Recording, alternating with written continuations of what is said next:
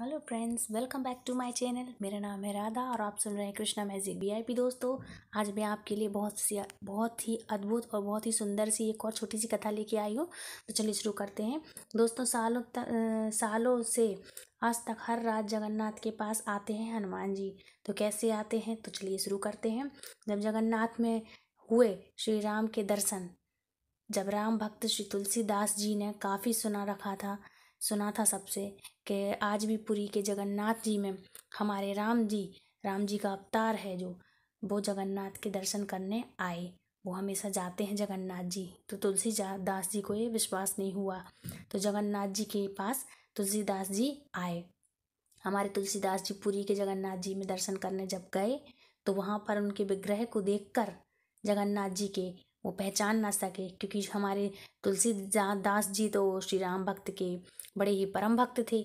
इसलिए उन्हें हमारे जगन्नाथ जी में श्री राम के दर्शन नहीं हुए, उन्हें उनके होने का आभास ही नहीं हुआ और वो दुखी मन से वापस जाने लगे। तभी मंदिर के पास बाहर जाकर बाहर तुलसीदास जी का एक बंदर आया। तो बंदर ने उनका कंबल लेकर एक पेड़ पे चढ़ गया। वहाँ तभी एक व्यक्ति आकर बानर को कंबल देने के लिए बोलने लगा। तो फिर क्या था, उस बानर राज ने तुलसीदास जी का कंबल लौटाया और बानर तुलसी जी को कंबल देकर चला गया। उस रात तुलसी जी के सपने में श्री राम ने आकर कहा, जिस स्थान पर तुम्हें स्वयं हनुमान जी और स्वयं विभीषण खुद मिले, वहां तुम्हें मेरी उपस्थिति का क्यों नहीं आभास हुआ? तुम्हारे लिए तो कुछ दिखाई ही नहीं दिया, मैं तो वहीं विराजमान था। तो फिर क्या था, जगन्नाथ जी एक ही हैं और मैं भी वही हूँ। फिर क्या था, तुलसीदास जी तुरंत समझ गए। उन्हें ये समझने में तनिक भी देर न लगी कि जी हमारे श्री वानर राज में हमारे श्री हनुमान जी और श्री विभीषण जी हमारे लिए व्यक्ति रूप में दिखाई दिए हैं। जो बंदर के रूप में हनुमान जी थे और व्यक्ति के रूप में विभीषण जी थे। तो उन्होंने श्री राम का आवास करने के लिए वहाँ तुरंत दूसरे दिन फिर गए। तो जगन्नाथ जी में उनके दर्शन किए जब हमारे भगवान श्री जगन्नाथ स्वामी जी के। तो फिर क्या था, जगन्नाथ जी की छवि में हमारे तुलसीदास जी के लिए श्री राम की अनुभूति हुई कि हमारे श्री राम जी वहीं पर खड़े हुए हैं, जो धनुष तीर कमान लिए हुए हैं और वहीं पर अपने दर्शन दे रहे हैं। तो चिरंजीवी विभीषण जी भी और श्री राज हमारे वानर हनुमान जी भी वहाँ आज भी जगन्नाथ में रोज दर्शन करने के लिए जाते हैं। दोस्तों, इस घटना के बाद तुलसी जी को अगले दिन जगन्नाथ जी के धनुषधारी श्री रामचंद्र रूप के दर्शन हुए और वो खुशी खुशी वहां से आए। तभी से दोस्तों कहते हैं कि हमारे तुलसीदास जी भी जगन्नाथ जी के भी परम भक्त थे। एक बार क्या हुआ, नारद जी ने श्री कृष्ण से कहा, हे प्रभु, मेरी इच्छा है कि मैंने आपका जो रूप देखा है जगन्नाथ जी का, वहाँ पृथ्वी लोक में मैं आपका यही रूप देखना चाहता हूँ, जो भक्तों द्वारा चिरकाल दर्श तक देखने के लिए मिले। अनंत कालों तक हमारे जगन्नाथ जी का रूप ये देखना चाहते थे हमारे नारद मुनि जी। हमारे प्रभु का ये रूप ऐसा क्यों हुआ?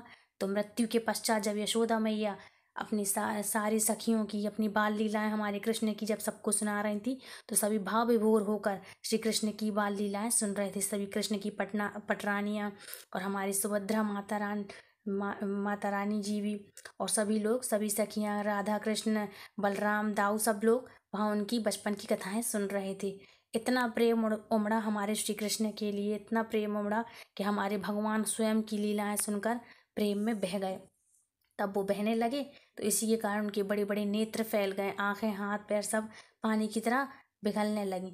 तब हमारी यशोदा मैया ने पूछा कि कान्हा, तुम्हें ये क्या हुआ है?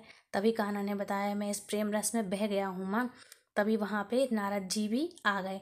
तो नारद जी ने ये स्वप्न में पहले ही देखा था कि हमारे भगवान श्री कृष्ण का रूप ऐसा होने वाला है और ऐसा ही इनका रूप है।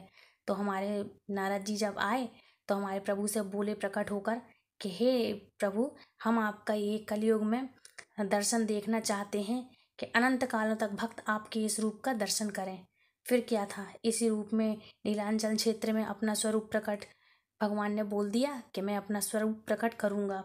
तो इसीलिए नीलांचल क्षेत्र में उनका ये स्वरूप है। दोस्तों, आपने जिस बाल कथाओं को भाव विभोर रूप में अंगहीन मुझे देखा है, वही विग्रह प्रकट होगा मेरा वहाँ। परंतु नारद जी, इसके लिए आपको धैर्य रखना होगा उसकी प्रतीक्षा करनी होगी जब मेरा ये समय आएगा। तो मैं आपको ऐसा आशीर्वाद देता हूँ कि मैं ये इस रूप में मैं पृथ्वी पर ज़रूर वास करूँगा। फिर क्या था, देवर्षि नारद चले गए वहाँ से।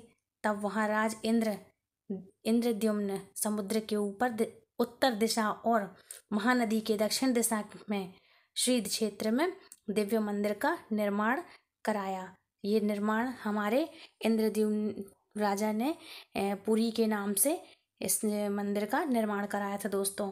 वहाँ कृष्ण बोलते हैं, वहाँ मेरी प्रतिमा धातु या पाषाण की ना होकर स्वयं कल्प वृक्ष की होगी। वहाँ मेरा स्वरूप वही होगा जो आपने मुझे देखने की लालसा प्रकट की है। नारद जी की जिज्ञासा शांत हुई और नारद जी चले गए। श्री क्षेत्र का मतलब होता है दोस्तों श्री जगन्नाथ क्षेत्र, हमारे जगन्नाथपुरी, जो इंद्रद्युम्न द्वारा इस मंदिर का निर्माण किया गया था दोस्तों, जो आज भी हमारे बीच में है ये। और सभी हमारे श्रद्धालु और यात्री सब वहाँ जाते हैं। वहाँ पर आज भी मान्यता है कि हमारे प्रभु जी का हर 12 साल में 25 साल में हृदय परिवर्तन भी किया जाता है। और हृदय परिवर्तन के बाद जो भी पंडित या जो भी उनका हृदय परिवर्तन करता है वो 1 साल के अंदर शांत हो जाते हैं। वहाँ हमारे जगन्नाथ जी का एक शमशान भी है दोस्तों। शायद यदि आपको ये पता ना हो, जानकारी ना हो, तो वहाँ पे एक हमारे जगन्नाथ जी का शमशान भी है, जहाँ आज भी हमारे प्रत्यक्ष जगन्नाथ जी निवास करते हैं। पुराने रूप को वहाँ अंदर उनका विसर्जन करके और नए हमारे जगन्नाथ जी का द्वारा विग्रह किया जाता है, विग्रह रूप बनाया जाता है। तो वहाँ पर हमारे बलराम भैया और हमारे श्री कृष्ण कन्हैया जी और उनकी बहन सुभद्रा जी तीनों अपने वहाँ पे विग्रह रूप में स्थापित हैं दोस्तों। और इस घटना के लिए 5000 साल से अधिक घटना हो गई है, जो ये सत्य घटना है। शायद आने वाली पीढ़ी को ये सब बातें ना पता हो, इसलिए हम अपनी छोटी छोटी वीडियो में जानकारी ज़रूर डालते हैं कि आने वाली पीढ़ियों को भी ये सारी जानकारी पता होनी चाहिए, हमारे वेदों की, शास्त्रों की, और हमारा कितना पुराना है सनातन धर्म। इन सब चीज़ों की जानकारी ज़रूरी है दोस्तों। इसलिए आपको ये वीडियो कैसी लगी?